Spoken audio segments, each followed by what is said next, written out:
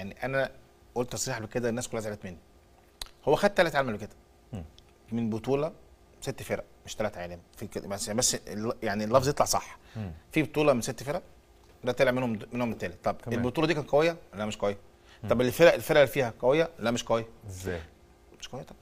الفريق البرازيلي المركز السابع في الدوري لعب 22 ماتش. مانشستر سيتي ما انا هقول لك لما اخذ البطوله ما انت مشكلتك اسمعني بس، حسب له ان هو اخذ كاس عالم انديه ولا اخذ بطوله عاديه كده؟ ما انا هكمل كلامي، هقول لك ليه وبعد كده هرجع لك للسيتي. تمام. حضرتك انا دلوقتي كسبت الفريق الياباني في الدوري عندهم السابع بفرق عن الاول. ما خلاص يا فاروق، طيب بفرق، ما هو انت بفرق، ما انا هقول لك، هو بس اقول لك قوه البطوله في ايه. مش ده اخذ دوري الابطال اسيا وتغلب على الهلال؟ انت سالت ممكن اجاوب؟ الله يخليك، اتفضل بس عشان وقتي بس. انا سريعا.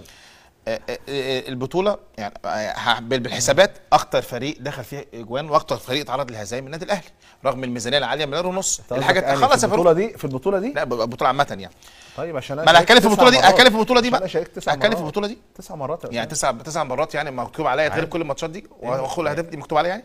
خلاص يعني متعرضين بكده خلاص.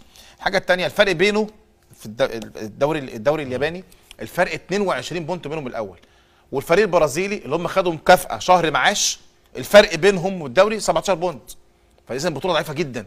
زي ما في ميزان للذهب في ميزان للهبل والعبط. ميزان الهبل والعبط هو الميزان اللي بيتكلم بيه أسامة حسن لاعب الزمالك السابق قدامكم يا جماعة في الفيديو ده. أسامة حسن بيقول إن النادي الأهلي أكثر فريق اتغلب في كأس العالم. طيب يا فيلسوف عصرك وأوانك، ما هو بنفس المنطق ده الأهلي تاني فريق فوز ومكسب في كأس العالم للأندية بعد ريال مدريد. بنفس المنطق بتاعك ده يبقى الأهلي أفضل من مانشستر سيتي وأفضل من ليفربول وأفضل من الميلان لأنه كسب مباريات في كأس العالم أكتر منهم.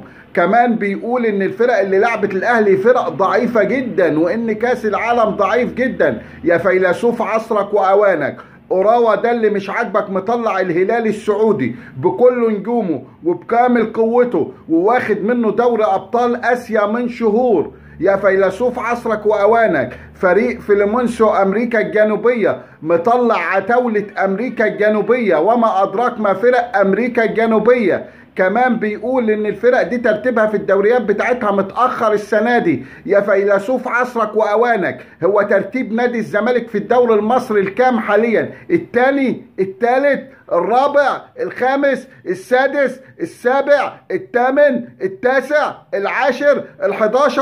لا، ال12.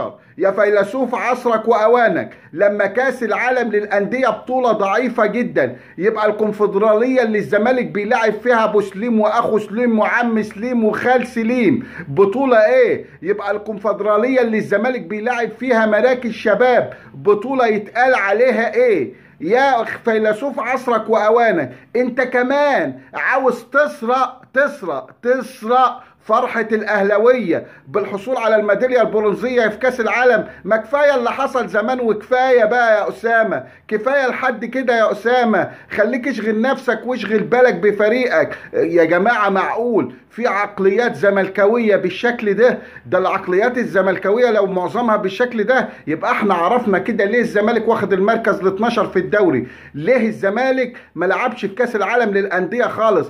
بوجهة نظرك ديت ان كأس العالم ضعيف وان الاهلي بيلاعب فرق ضعيفة، يبقى الزمالك كده احسن من الاهلي في كأس العالم للأندية، لان الزمالك ما اتهزمش ولا مرة في كأس العالم للأندية. الزمالك ما تعادلش ولا مرة في كأس العالم للأندية.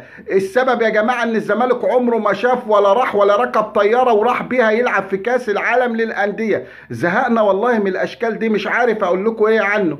رجاء من حضراتكم الاشتراك في قناتي وتفعيل الجرس عشان يوصلكم كل جديد. شكرا لحضراتكم.